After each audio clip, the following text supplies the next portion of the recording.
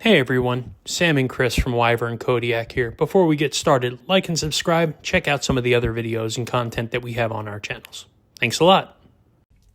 Thanks for pressing play and joining me at the Wyvern Kodiak channel. You've got Chris all alone today because Sam's doing something like conducting a pretty important scientific experiment. I assume it's titled something like, does one more knife really mean one more knife?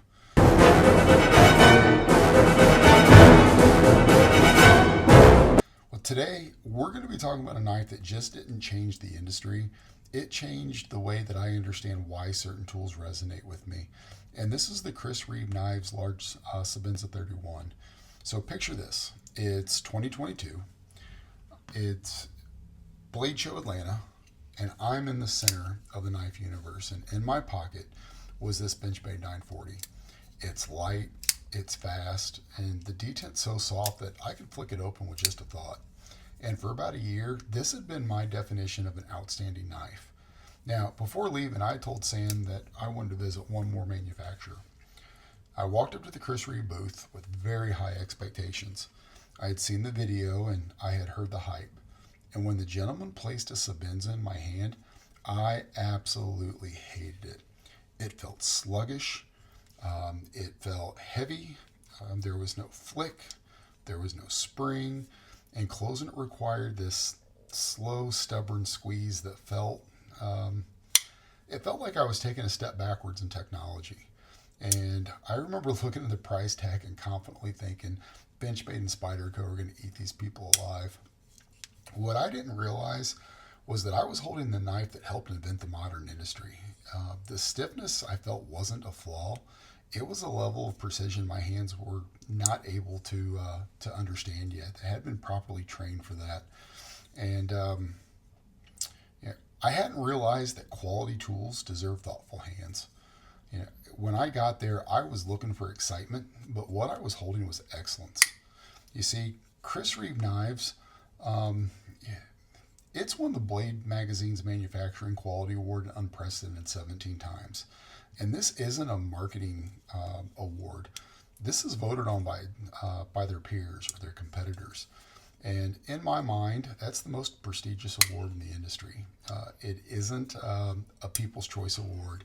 It isn't an editorial award. Marketing dollars just can't purchase this award. Their manufacturing standards push the industry to upgrade their equipment, their processes, and designs. This knife was the very first frame lock. This was the first production knife that featured a super steel. Chris Reeves helped to develop S30 and S35E with Crucible. This particular model has been in circulation for over 3 decades, and it's still referred to as the gold standard in quality. And in other reviewers' comparisons, I've heard things where they compare a knife and say it feels Sebenza-like. So to my knowledge, this is the very first knife that's also an adjective. This was the very first knife where the term bank lock or bank vault was introduced to the knife community. So for most of my life, I carried a buck 110. Shouldn't say most of my life. For most of my life, a knife was just a simple tool to me, but I did carry a buck 110 for about 10 years. And then I went probably 12 to 15 years where I didn't carry a knife at all. And when I came back to it, it was because my son gave me a small lightweight buck that for Christmas one year, and that gift reopened the door. From there came some modern folders like a Spyderco PM2, the Benchmade 940 I was holding. One-handed opening and compression locks and crossbars were what I was looking for because I wanted something that I could open and close without my hands ever getting in the blade path. So safety was important, but I valued efficiency more than anything else at that time. I wanted something that was fast, easy, and practical. And for where I was at in my knife journey at the time, that absolutely made sense. A few years later, and some education and experience in several knives, I'm in a very different place. Knives are a tool for my soul just as much as they are a tool to open my packages. So in late 2025, I intentionally tried again, and I started looking at videos on Chris Reeves knives, and I sought out to find one and put it in my hands. And I did find one at a gun and knife show, and it was a 2017 model Umnazon, and it was brand new in the box. And I didn't buy that one, but it felt amazing in my hand. And I walked away from it, fought the impulse to purchase it, and the feeling didn't go away. So 2 weeks later, I purchased this large Sebenza 31, and this one is the double lug model. That's what they call their two thumb stud version. Plain Jane titanium, magna cut drop blade. It's got this sandblasted handle that feels absolutely amazing, and this particular model was made in 2025. When I held it and put it in my hand, the realization was immediate. Every knife that I get, one of the very first things that I do is break down any boxes that I've accumulated that week for recycling. And when I had the very first cut test with this, it was just those cardboard boxes, and it felt premium. There was nothing flashy about it. It was just excellent, about as good as anything else I own. And the Sebenza, Sebenza in Zulu means work.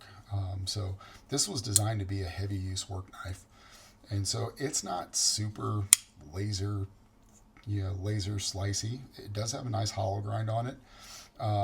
But it does pass through material exceptionally well, where it feels in complete control. You just push confidently through the material. And again, you just feel the work. For about 2 weeks straight after I got it, I open and close this no less than 100 times a day. I counted every single day, just to go through this. And a couple of observations I had, and the first realization was these thumb studs are not good for that kind of repetition. They're a little too pointy for that. So they're not comfortable to use as to flick. But this knife really wasn't designed for fidgeting. It was designed to be felt. And that slow, glassy hydraulic movement, it forces presence. The blade never runs ahead of me, it follows. If I stop moving my thumb, the blade stops too. I didn't realize that I was looking for that until I felt it. I had already discovered mechanical sole, before I had this knife, and I thought it lived in snappy detents and loud lockups, and the Sebenza showed me something else. Mechanical sole to me is a positive connection across multiple senses. It's got a tactile action, a pleasing sound, and an intentional visual design. And man, I think this knife has all of those just quietly. It really taught me that control can be satisfying, just as satisfying as release, and that restraint can feel just as good as speed. And that maturity doesn't mean abandoning what I loved. It means that I've expanded what I can truly appreciate. And I still love fast, authoritative knives. It still feels amazing to me. But something else I've realized is I'm no longer emotionally connected with spongy, springy detents. Some of these knives are extremely well executed, and I respect them, but they no longer move me emotionally, and that's not judgment. That's just evolution. Before this knife, I thought mechanical sole lived in the release. Knives like the Dixon or the Oz machine that I'd pulled out, they deploy with authority. You overcome the detent, the blade launches, and it locks up hard in the hand. There's sound, there's impact, there's finality, and that's stimulating. The kind of decisiveness that triggers, and it feels powerful. It feels ready. It rewards momentum, and I certainly still love that. But the Sebenza showed me something different. Instead of release, it offers control. There's no moment when the knife takes over.